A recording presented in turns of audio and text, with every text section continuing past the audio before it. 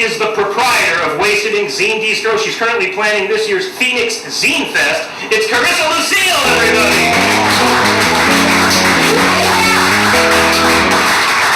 Charissa, thank you so much for being on this episode of Phoenix tonight. And I really have you to thank for us having you here at the Hive, because I asked you if we could, and you said yes. Yeah, it's a real honor. Thank you very much. This is a beautiful gallery, and I mentioned some of the other stores that are in the complex. Would you call this an artist's co-op? Is that the proper term? I think they actually call it an artist incubator, but it's similar. An incubator? That explains why I'm boiling right now. I feel like I'm literally melting here on set. Actually, I've kind of cooled off a little bit. I think I might have been intimidated by Steve Rudel. Maybe. I mean, he's kind of tall. You've eased my spirit now, because I'm so inspired by what you do at Ink Zine Distro. You weren't always here at the Hive. You had a spot in Tempe to start. Yeah. How did that happen? Well, it was kind of a sort of a weird situation, because I had this idea for a zine shop sort of in my head for a long time, and it was something keeping me up at night. And there was actually a candle shop in that space before we entered that space. So they said, "Do you want to take over the lease?" And I was like, "Yeah, we'll do that." So it was kind of this weird strip mall with all these weird little businesses in it. Sure. But it was, I like to think of it as a humble beginning. And yeah, we started there in November of 2015. Okay. And we stayed there for just under a year. And actually, Quick Trip decided to buy our building. Quick Trip bought the building? Yes, they did. Wow, that's going to be a big soda fountain. They're putting in a whole strip mall. I think they've actually completely demolished it now, so they're actually putting in, I think, like a mega Quick Trip. I have no idea. Holy cow.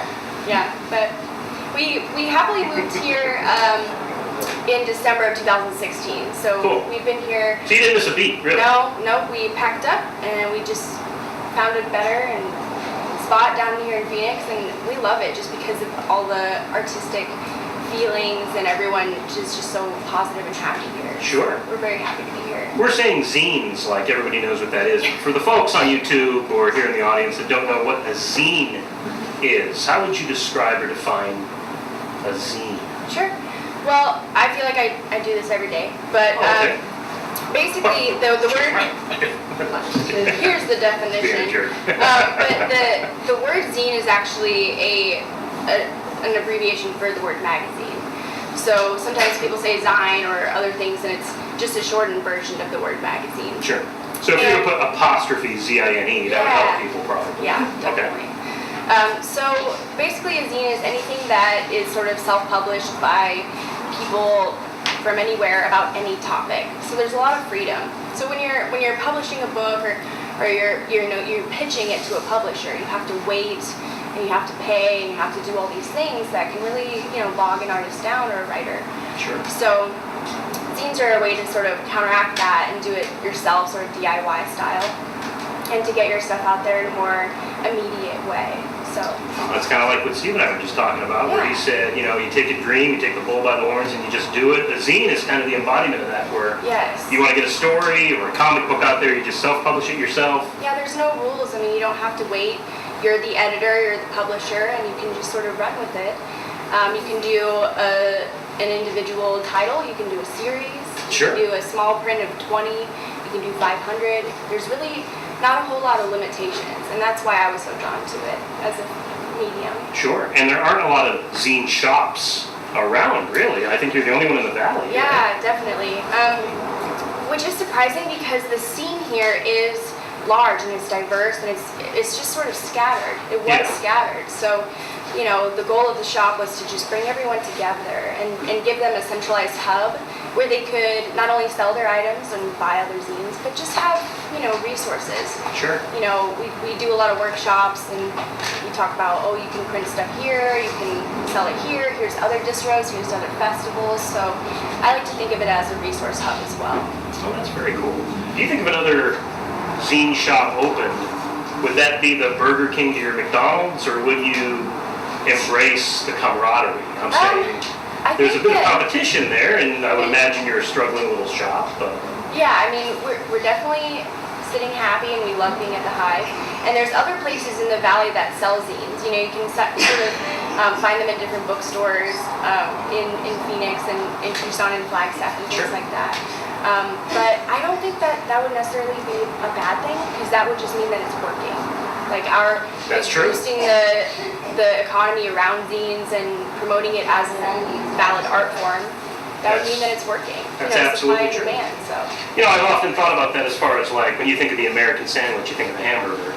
And that's because every corner offers a variety of hamburgers. So when a Burger King opens across the street from a McDonald's, I don't think the McDonald's is necessarily wagging its fist. I think it's saying, well, people are going to come to this corner for burgers. We're here, and that's a couple more people that may walk into our shop as a result. Definitely. So that's the mentality. Okay, cool. It's confirming my own BS philosophy about capitalism, I guess. Are you going to open a zine shop? Yeah, I was planning on opening one right over there, actually, in the Bio liquor store, and right there. And I'm going to call it Fulfilled Ink Zine. I don't know.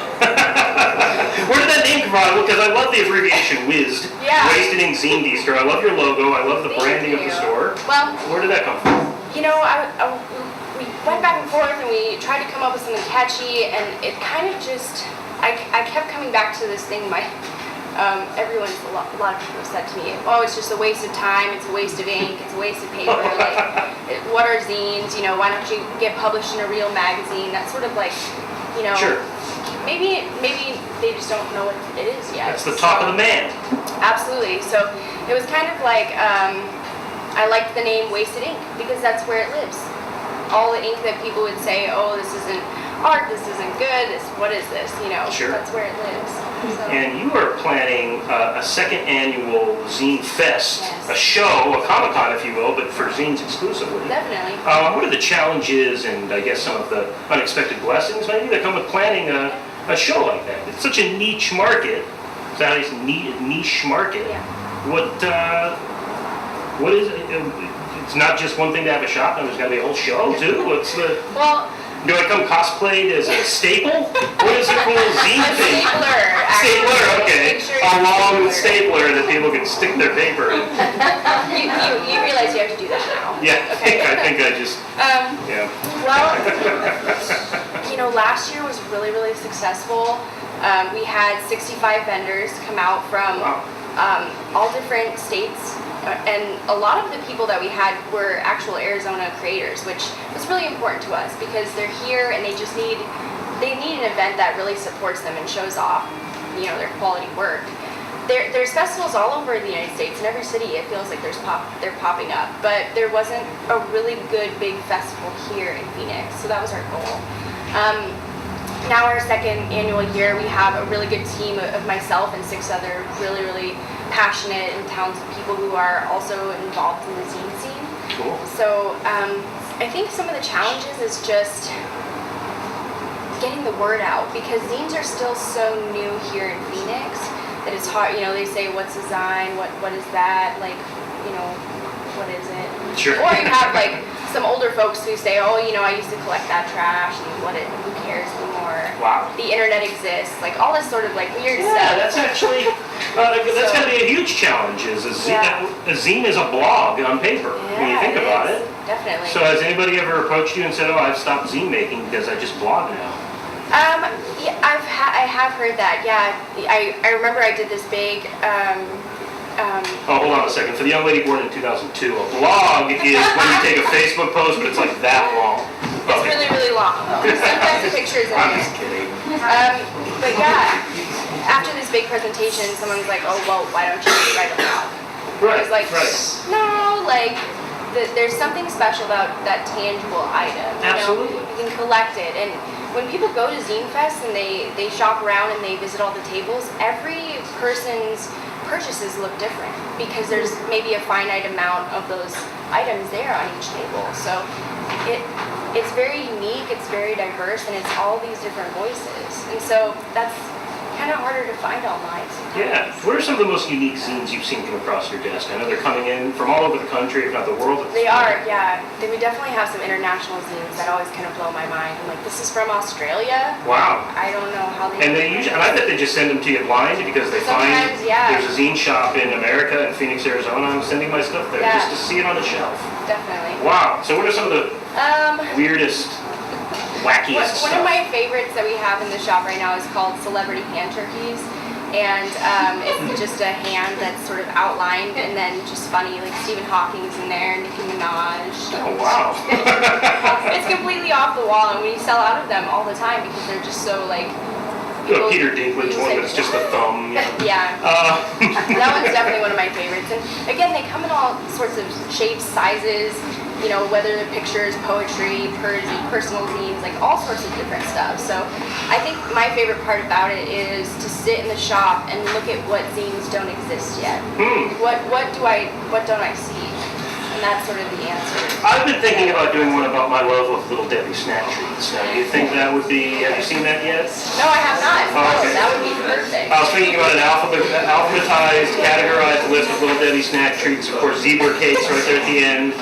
And just my love of Can each you of have like pictures of you eating every single one though? Oh, yeah, like I'm sure quantities? sure I could scrounge that up like I've been doing it all my whole life. But Yeah, just a regular Tuesday. that's awesome. So the Zine Fest will be the end of October, is that right? Correct, October 22nd, and it's actually located at Unexpected Gallery, which is The gallery. right on 7th. Okay, we were just talking about how great that place is. Oh my gosh. The moment I walked in, I said, well, this is unexpected. And Wow. I was like, wow, this is perfect. That's good branding too. Yeah. I mean, you know, sometimes people say gallery, and it's kind of like, okay, we'll go check it out. And then Sure. I said, look, we're done. Well, This is perfect. completely And that's meets the your first expectations location that gallery we right looked across the for. street. Say what? That was the first location we looked at, so. Wow, and it was that easy to just, It's weird when that stuff happens. you know, it really is. It makes you wonder. So it's going to be there October 22nd. Folks can find more about it online at PhoenixZineFest.com. PhoenixZineFest.com and more about PHX. PHXZineFest.com. PHX. And then if they want to check out the shop, is it wastedinzine.distro.com? It's actually our acronym